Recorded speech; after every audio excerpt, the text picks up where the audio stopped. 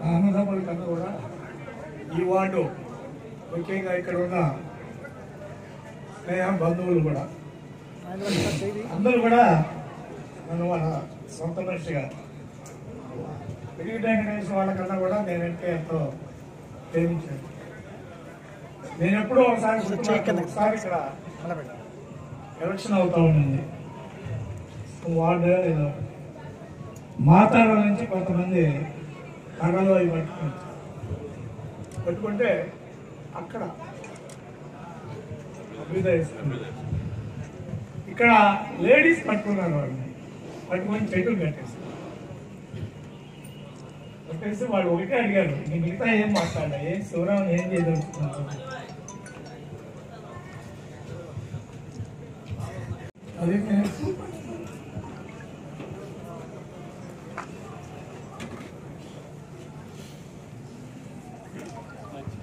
రాజకీయాల్లో గెలుస్తుంటాం, ఓడిపోతా ఉంటాం. నేను ఓడిపోయినా కూడా 25 ఏళ్ల పాటు తెలుగుదేశం పార్టీ నాకు గౌరవం ఇచ్చింది. అత్యంత విధాయక నిర్ణయం చేసే బాడీలో మొదటి 50 మందిలో నన్ను రాష్ట్ర మొత్తం మీద 7 కోట్ల 8 కోట్ల మందిలో మొదటి 50 మందిలో నన్ను కూర్చోబెట్టారు. చాలా గౌరవించారు.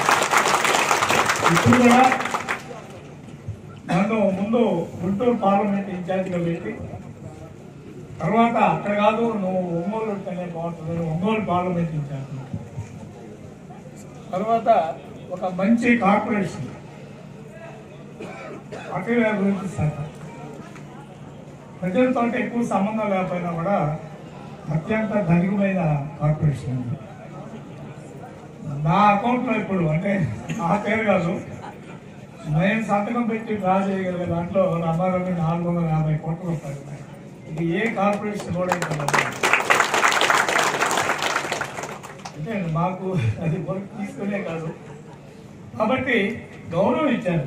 మాట్లాడతామంటే నేను వాళ్ళకి నాకు కొంచెం కోపం వచ్చింది.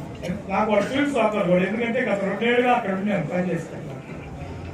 నేను వాళ్ళకి ఒకటే చెప్పా, మీరు అది నేను ఎక్కువ మాట్లాడారంటారా లేకపోతే కోపంగా మాట్లాడారంటారా నాకు తెలియదు, కానీ అందరు కూడా వాళ్ళు చెప్పారు, మీరందరూ కూడా మాట్లాడుతూ ఉన్నారు. మీ ప్రాంతం ఒక చరిత్రలో నిలిచిపోయే విధంగా ఇక్కడ మీ ఆ కాడికొండ ప్రాంతంలోనే ఇక్కడ రాజధాని అంతా వస్తుంది. మీ పొలాలు ఇదివరకు 10 లక్షలు 15 లక్షలు పొలాలు ఇవాళ 1 కోట్లలో పోయి ఉన్నది. మీరందరూ లబ్ధి పొందారు. అలాగే మీ ప్రాంతంలోనే క్యాపిటల్ వచ్చింది. మీరు ఎవరైనా సరే ఏం మాట్లాడాలా, బాబు గారి దగ్గర పోయి అసలు వాడు కావాలి ఏంటి కావాలని చెప్పిన అవసరమే లేదు. చాలా సంతోషం, చాలా అభిమానంగా మీరు మన వార్డుకు ఆహ్వానించి మీరు ఎక్కువ సమయం ఇక్కడ వృధా చేసుకోకుండా ఇంకా మిగతా వాటిలో పని చూడండి అని జాగ్రత్తలు మాకు చెప్పినందుకు అందరూ కూడా మరి ధన్యవాదాలు. మన డాక్టర్ గారు అంతా కరడుగట్టిన తెలుగుదేశం అభిమానులు అందరూ మనకంటే ముఖ్యమంత్రి గారి మీద ఆ కార్యక్రమం మీద ఎక్కువ అవగాహన అయినటువంటి సోదరి సోదరులు అనుకుంటున్నారు. అందువల్ల పూర్తిగా 2 మాటలు చెప్పి మన ప్రాంతానికి ముఖ్యమంత్రి గారు ఎటువంటి ప్రాధాన్యత ఇచ్చారో 2 మాటలు చెప్పి నేను ఇస్తాను. అమరావతి తర్వాత అత్యంత ఎక్కువ పెట్టుబడి అమరావతి పోలవరం మన కందుకూరు నియోజకవర్గానికి ఇచ్చింది. కార్ ఫ్యాక్టరీ ఉన్న అనంతపురం జిల్లాకి 5,000 కోట్లు, లేకపోతే నెల్లూరు జిల్లా సిసిటీ కూడా అక్కడ ఒక కార్ ఫ్యాక్టరీ, ఒక మోటార్ సైకిల్ ఫ్యాక్టరీ ఇస్తుంది. అక్కడ కూడా సూజన్ మీరు మిగిలిన చిన్న పరిశ్రమలు వీడియోస్కి వెళ్ళొచ్చు. అక్కడ అంతా కలిసి 10,000 కోట్లు వచ్చారు. మిగతా చోట కొన్ని పరిశ్రమలు ఏకంగా ఒక్క చోట ఒకే ఒక్క చోట ఒక 2 గ్రామాల్లోనే 30,000 కోట్ల పెట్టుబడి దేశంలోనే ఒక రికార్డ్ సృష్టించేది మన కందుకూరు నియోజకవర్గానికి. భవిష్యత్తులో ఇందాక మన డాక్టర్ గారు చెప్పారు 10 లక్షలు ఉన్న పొలం ఇప్పుడు 1.5 కోటి రూపాయలు అమ్ముతాము. ఎందుకంటే అక్కడ వ్యాపార పరంగా, పారిశ్రామిక పరంగా, అలాగే రాజకీయ పరంగా, కార్యాలయాలు, కాలేజీలు ఇవన్నీ ఎక్కువ వచ్చినందువల్ల ఇప్పుడు ఇంజనీరింగ్ కాలేజీలు పెట్టారు, 3 ఇంజనీరింగ్ కాలేజీలు పెట్టారు. విదేశాల నుంచి విశ్వవిద్యాలయాలు కూడా అక్కడ కార్యాలయాలు ఓపెన్ చేశారు. సరే, రాజధాని తాలూకు కార్యాలయాలు కడతా ఉన్నారు. అందులో ఒకసారిగా 15 రెట్లు పెరిగింది. అలాగే మన ప్రాంతంలో కూడా భవిష్యత్తులో నేను కానీ శివరామ్ గారు నేను ఊహిస్తుంది ఏంటంటే, ఇంత పెద్ద పెట్టుబడులు వచ్చిన తర్వాత ఓ పక్క గోదావరి కన్నా నీళ్లు దాంట్లో భాగం కూడా మన ప్రాంతానికి వచ్చిన తర్వాత అమరావతి తర్వాత ముఖ్యమంత్రి గారు స్వయంగా చెప్పారు, అమరావతి తర్వాత ప్రకాశం జిల్లాకే బాగా అభివృద్ధి చెందేటువంటి అవకాశం ఉంది కూడా ఆయన చెప్తున్నారు. దాంట్లో ప్రథమ భాగం ప్రకాశం జిల్లాలో మన కందుకూరు నియోజకవర్గం కూడా తెలియజేసుకుంటాం. ప్రతిసారి కూడా ప్రభుత్వంలో అధికారంలో ప్రభుత్వం ఎంతో కొంత వ్యతిరేకత ఎదుర్కొంటాం. ఈసారి అయితే ఏ గ్రామానికి వెళ్ళినా కూడా, ఏ వార్డుకి వెళ్ళినా కూడా ముందు ప్రభుత్వం మీద వ్యతిరేకత. ఇందాక కూడా మీతో మాట్లాడారు, మాకు అన్నీ వచ్చి ఈ రోడ్డు మన పోతురాజు నెట్ దాకా డ్రైన్స్ ఏర్పాటు చేయించాలి, మిగిలిన పెన్షన్లు, పసుపు కుంకుమ, మిగిలిన సంక్షేమ కార్యక్రమాలన్నీ కూడా వస్తున్నాయి. ఇదే మాట నేను అన్ని గ్రామాల్లో కూడా ఉంటాను. ఏదో మాట వస్తుంది అడగలేదు. ఆఖరికి రోడ్లు కూడా నేను శాంక్షన్ చేస్తున్నాయి కూడా 9 కోట్ల రూపాయలు పనులు జరగాల్సి ఉంది. దానికి చిన్న ఫౌండేషన్ కూడా వేసాం కూడా.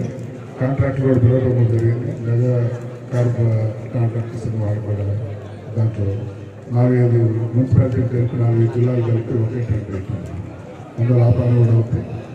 ఇలా ప్రతి గ్రామంలో, ప్రతి వార్డులో కూడా ప్రత్యేకమైనటువంటి ఈసారి చంద్రబాబు నాయుడు గారి మీద అభిమానం ఉంది. అందులో మనలాంటి వార్డులు అయితే అది మీ సొంత పని కాదు. నిన్న మన చంద్రబాబు నాయుడు గారిని మాట్లాడేటప్పుడు నాకు 95 లక్షల మంది అక్క చెల్లెలు ఉన్నారు, నేను చాలా అదృష్టవంతున్నాను. 65 లక్షల మంది పెన్షన్దారులు, 65 లక్షల మంది పార్టీ సభ్యులు, 95 లక్షల మంది అక్క చెల్లెలు ఉన్నారు. నాకే భయం లేదు, నాకు అభిమానం అని చెప్పడం జరిగింది. అందువల్ల ఎక్కడ గ్రామాలకు పోయినా ఆయన అన్న మాటలు నిజమైన కూడా అనిపిస్తూ ఉంటారు. అందులో తప్పనిసరిగా కూడా మన ప్రాంత అభివృద్ధికి, మన పట్టణ అభివృద్ధికి పూర్తి స్థాయిలో పనిచేయడం జరుగుతుంది. కందుకూరు పట్టణం భవిష్యత్తులో ఈ పరిశ్రమ ద్వారా వచ్చేటువంటి కార్యాలయాలు కానీ ఏదైనా సరే కందుకూరు పట్టణానికి, ఎందుకంటే నేషనల్ హైవే కూడా శాంక్షన్ అయింది. మన బైపాస్ రోడ్డు కూడా తొందరగా నిర్మాణం కూడా జరుగుతుంది. శ్రీరాయకొండ నుంచి దాదాపు అనంతపూర్ నుంచి అమరావతి రోడ్డుకి కనెక్షన్ ఇస్తుంది. కొత్త నేషనల్ హైవే కూడా శాంక్షన్ అయింది. మొన్న కేంద్ర మంత్రి గారు వచ్చినప్పుడు దానికి ఫౌండేషన్ కూడా జరిగింది. దాంట్లో భాగం కందుకూరు బైపాస్ రోడ్ కూడా వస్తుంది. కందుకూరు లోపల అన్ని అంగంతో ఒక మంచి మున్సిపాలిటీని తయారు చేయడానికి శాశ్వతంగా కూడా ప్రయత్నాలు మొదలుపెట్టాం. కొన్ని కార్యక్రమాలు పూర్తి చేస్తాం. భవిష్యత్తులో నీళ్ళు కూడా చేస్తామని కూడా సందర్భంగా తెలియజేసుకుంటూ, అయితే మనకున్న కార్యక్రమాలు ఏంటంటే